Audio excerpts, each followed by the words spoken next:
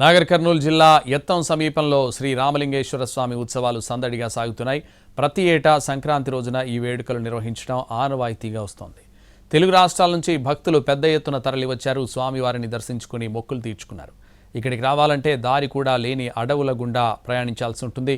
చెట్ల పొదల మధ్య పాకుతూ ఒకరి చేతులు మరొకరు పట్టుకుని అతి కష్టం మీద ఆలయం వద్దకు చేరుకుంటారు భక్తులు. తొలుత గట్టు కింద ఆంజనేయ స్వామిని దర్శనం చేసుకుంటారు. ఆలయం వద్ద ప్రత్యేక పూజలు నిర్వహించారు.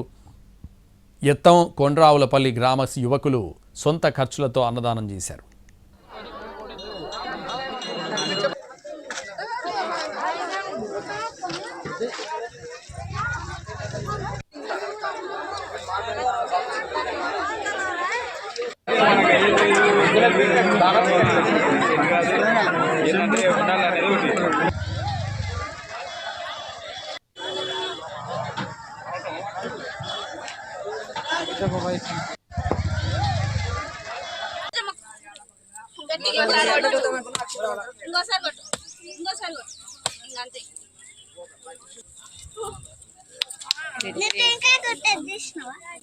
తీస్తావా